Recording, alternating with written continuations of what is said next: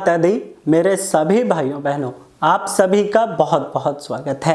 क्या आप पैसे की बचत नहीं कर पाते हैं? आपको पैसे कमाने में बहुत दिक्कत होती है, आप अपने सपनों को पूरा नहीं कर पा रहे हैं। आपने जो दो प्रॉपर्टी बनाई है या एक प्रॉपर्टी बनाई है, चाहे वो बहुत बड़ी है चाहे वो बहुत छोटी है, लेकिन आप उसका भी फायदा नहीं ले पा रहे हैं। आपकी बातों में किसी तरह का स्पार्क है ही नहीं कि सामने वाले को आप काबू कर सकें या सामने वाले को आप इम्प्रेस कर सकें। बात यह भी है, आपकी बातों के अंदर एक अजीब सा ठंडापन है कि सामने वाला आपकी बातों को सुन करके मोटिवेट ही नहीं होता। आप अंदर से स्वयं भी बुझे बुझे रहते हैं, जानते हैं ना ये बात। अगर आपके साथ इनमें से कोई भी आदत होती है तो आप ये पकड़ कर रख लीजिए कि आपकी जन्म कुंडली के अंदर चंद्रदेव किसी न किसी प्रकार से खराब हो रहे हैं। और कहाँ कहाँ इनका बुरा प्रभाव पड़ता है ये भी बता देता हूँ। ऐसा जातक बचपन से ही माँ, नानी, दादी के सुखों को लेकर के किसी न किसी प्रकार से वंचित रहता है।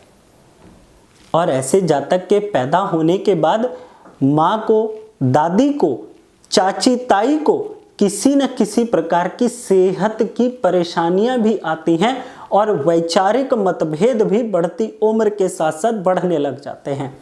घर की महिलाएं अक्सर बीमार रहने लग जाती हैं। घर में दो पैसे कमा करके आते नहीं कि चार पैसे जाने की तैयारी पहले से बन जाती है। ये तो रही बचपन की अवस्था। इसके बाद जब ऐसा बच्चा पढ़ाई लिखाई करने लग जाता है तो उसे सब कुछ पता होते हुए भी वो अपनी टीचर के सामने अपनी बातें नहीं रख पाता, याद नहीं रख पाएगा ठीक तरीके से। याद रहेगा भी तो उसको ठीक तरीके से लिख नहीं पाएगा, प्रेजेंट नहीं कर पाएगा, क्योंकि मन में किसी तरह का पॉजिटिव विश्वास नहीं होता, जिसे हम आत्मविश्वास कह देते हैं, मन की ताकत कह देते हैं, वो नहीं होती। फिर ये तो बात हो गई पढ़ाई लिखाई और बचपन की। इसके बाद जब बच्चा 13-14 साल की उम्र के अंदर आता है तो अपनी मन की और अपने शरीर की इच्छाओं को वो सही तरीके से काबू नहीं कर पाता।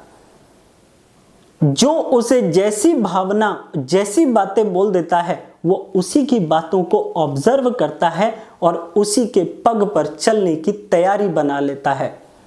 जब ऐसा बच्चा इस तरीके के लालन पालन और इस तरह की संगति के अंदर बड़ा होता है तो उसकी मानसिक अवस्था कुंठित हो जाती है, खराब हो जाती है, वो परेशान होने लग जाता है, डिप्रेशन की तरफ बढ़ने लग जाता है। और ये जो मन का अवसाद होता है, इसकी पूर्ति के लिए वो बच्चा फिर किसी को भी अपना दोस्त या किसी की भी संगत में उठने बैठने के लिए तैयार हो जाता है। अब जब बच्चा ऐसा 14-15 साल की उम्र से निकल करके अगली पीढ़ी के अंदर जाता है, टीनेज सोसाइटी में पहुंचता है, तो ज़्यादा से ज़्यादा गंभीर स्थिति बन जाती है कि ऐसा बच्चा कहीं किसी प्रकार के नशे का शिकार ना हो जाए।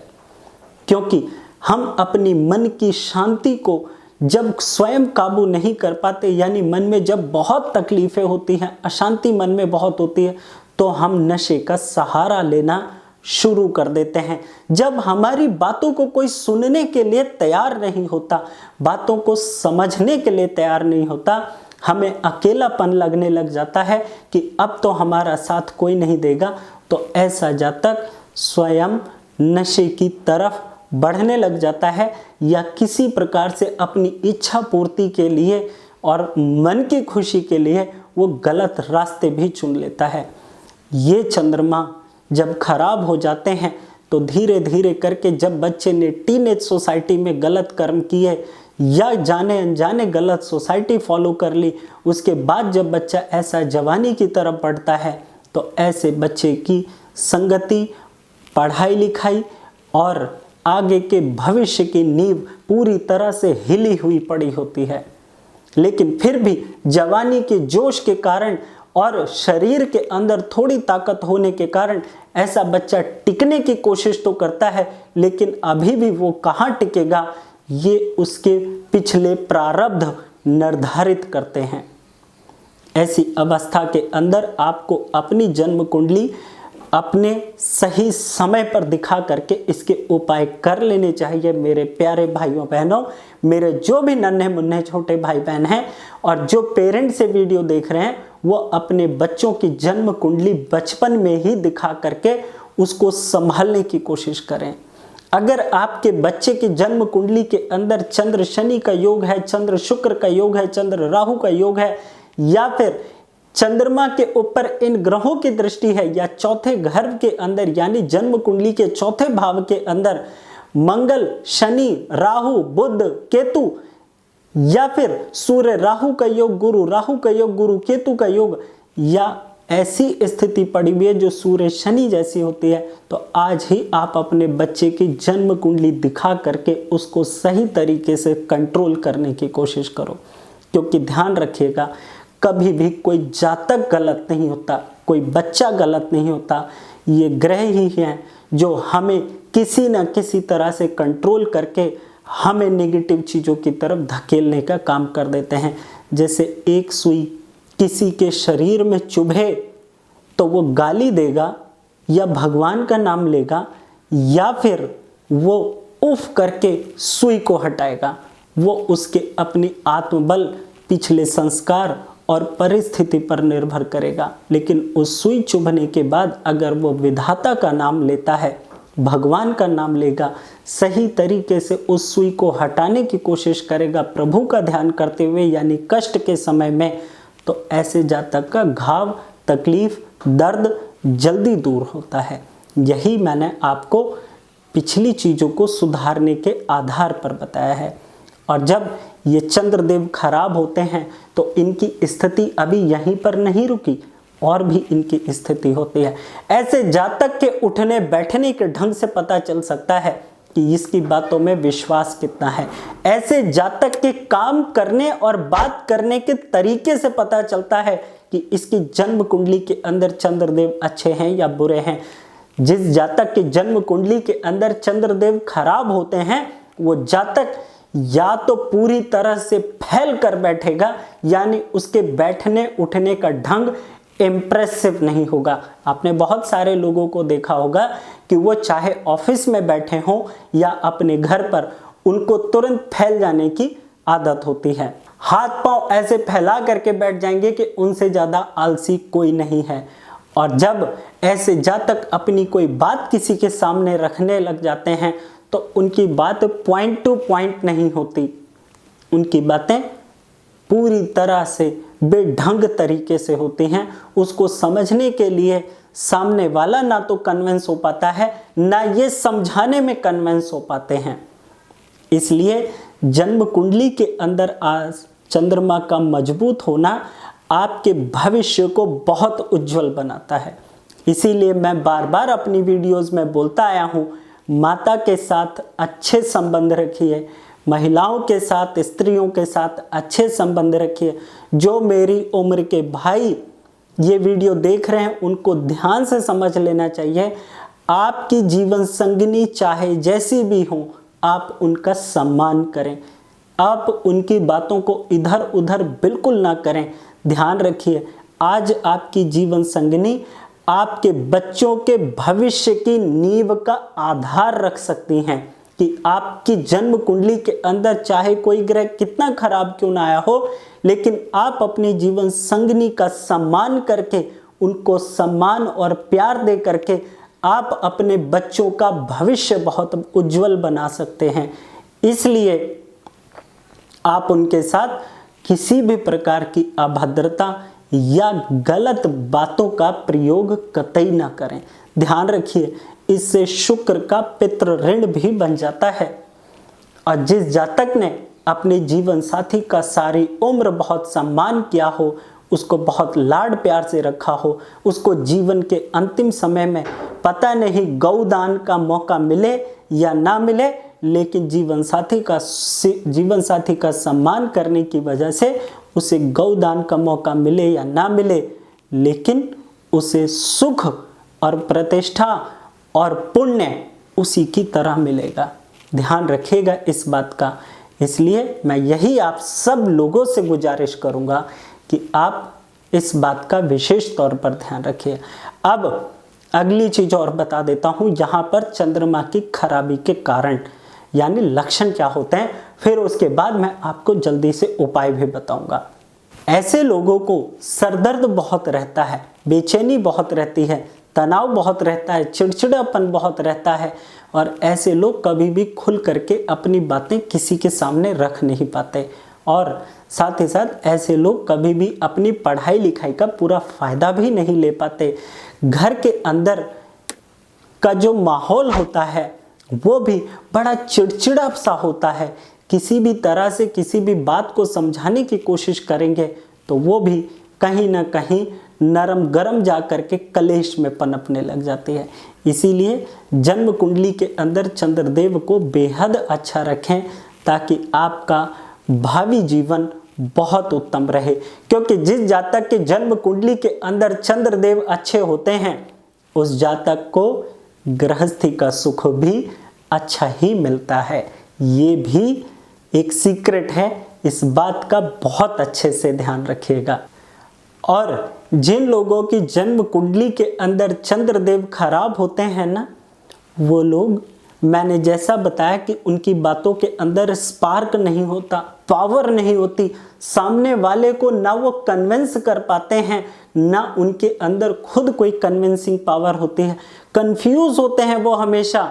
ऐसे लोगों की बातों के अंदर कोई क्रिएटिविटी ही नहीं होती, ऐसे लोग रचनात्मक नहीं होते और ऐसी स्थिति के अंदर जातक अपने मन ही मन परेशान रहते हैं। और ऐसे जातक के लिए एक खास बात और समझा देता हूँ, फिर उसके बाद हम उपायों की तरफ बढ़ेंगे, क्योंकि इतनी सारी आपने चंद्रमा की नेगेटिव बातें सुनी हैं तो अब आपको उपायों की तरफ भी जल्दी आना चाहिए। बता देता हूँ कि आप जो भी मेरे भाई बहन ये वीडियो देख रहे हैं, अगर इनकी शादी नहीं हुई है और इनकी शादी की बात चल रही है और आप अपने जीवन साथी, अपने फियांस, अपने होने वाले जीवन संगिनी से आप बात कर रहे हैं, तो ध्यान रखिएगा अपने मन की कुंठाएं, अपने घर की बातें और अपने पास्ट की नेगेटिव चीजें अपने पार्टनर को कभी ना बताएं।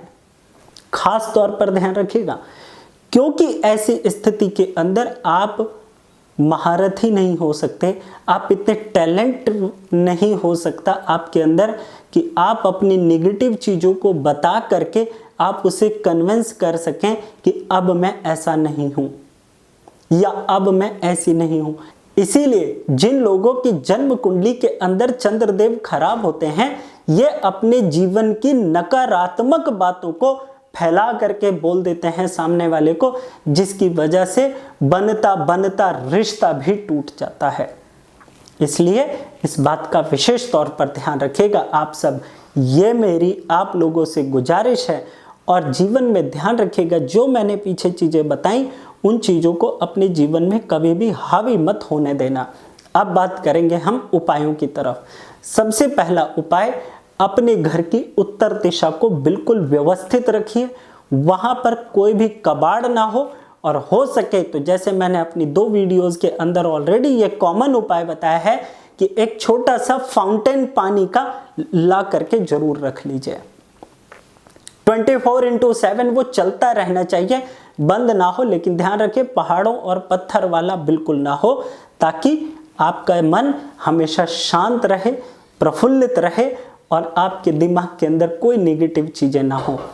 नंबर दूसरी चीज, अपनी माँ, अपने जीवन साथी या अपने वजन के बराबर चावल अपने घर के अंदर आप संभाल करके रखिए ताउम्र। इसको कभी खाना नहीं है, खराब हो जाए तो साफ करवा के वजन फिर से पूरा करके फिर से रख दीजिए।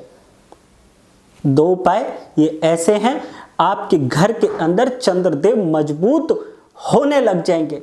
ये मेरा विश्वास है, क्योंकि ये रेमेडी मैंने खुद की हुई है और मुझे इससे बहुत अच्छे रिजल्ट मिले हैं। मैं भी अपने उपायों को करता हूँ, जैसे मैं आपको बताता हूँ ऐसे मैं भी उपायों को करता हूँ, चीज़ों को फॉलो करता हूँ, तभी मैं उसका आपको रिजल्ट भी बताता हूँ। अब बात करेंगे तीसरी रेमेडी। आपकी फाइनेंशियल कंडीशन जो भी हो उसके अनुसार से आप अपने घर के अंदर चांदी के बर्तन में गंगा जल भर करके घर में स्थापित करें, ये चीज।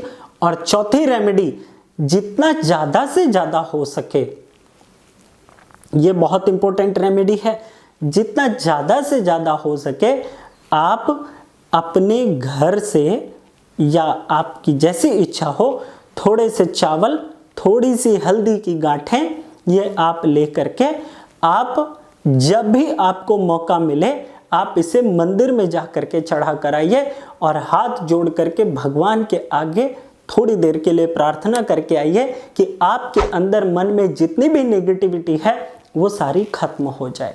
इससे आपके फाइनेंस की भी स्थिति पे सुधार होगा, इससे आपके मानसिक स्थिति पर भी सुधार होगा और आप, भगवान ने चाहा, प्रभु की इच्छा मजबूत रही आपके ऊपर और आप उनके साथ जुड़े रहे तो आपको बहुत अच्छे सुख मिलेंगे। अब इसके बाद अगली रेमेडी, ये भी बहुत शानदार है, बहुत अच्छी है। घर के अंदर जितनी देर बैठें, खास तौर पर अपने बिस्तर पर, उतनी देर आप कोई भी खाने पीने की चीजें, विशेष तौर पर बिस्तर पे जब बैठे तो आप कुछ भी ना खाएं और जब भी खाएं तो पूर्व दिशा की तरफ मुंह करके खाना खाएं या उत्तर दिशा की तरफ मुंह करके खाना खाएं। इससे आपके शरीर के अंदर वायु और कफ, यानी वात और कफ, ये दोनों बैलेंस होने लग जाएंगे और इससे चंद्रमा और सूर्य दोनों मजबूत होने लगेंगे। अब एक खास परहेज जरूर बता देता हूं, जिन लोगों की जन्म कुंडली के अंदर चंद्र शनि का योग है, चंद्र राहु का योग है, चंद्र केतु का योग है, या शनि की दृष्टि चंद्रमा पर या राहु की दृष्टि चंद्रमा पर या केतु की दृष्टि चंद्रमा पर पड़ती हो, वो लोग सूर्यास्त के बाद दूध का सेवन करते हो तो उसमें हल्दी या केसर डालकर पीना शुरू करें ताकि वो नेगेटिविटी से बाहर आ सकें, क्योंकि ऐसे लोगों के लिए दिन छिपने के बाद दूध पीना मना होता है। इसके बारे में कभी मैं आपको डिटेल में बताऊंगा, अभी फिलहाल आपको इतना ही करना है। और ये उपाय करने के बाद आप मुझे कमेंट में जरूर बताइएगा कि आपको ये उपाय कैसे लगे। साथ साथ अगर आप अपनी जन्म कुंडली का एनालिसिस चाहते हैं, आप चाहते हैं कि मैं आपके बारे में यहाँ बताऊं, तो नीचे आपको एक फॉर्म दिया हुआ है, गूगल फॉर्म, मेरी वेबसाइट का फॉर्म है, फ्री प्रेडिक्शन से रिलेटेड लिंक है, आप उस पर क्लिक करके अपनी बर्थ डिटेल मुझे भर के भेज दीजिए ताकि जब भी मैं हूँ आपके लिए यहाँ पर डिटेल से आपकी कुंडली का एनालिसिस दे सकूँ। इसी के साथ जय माता दी।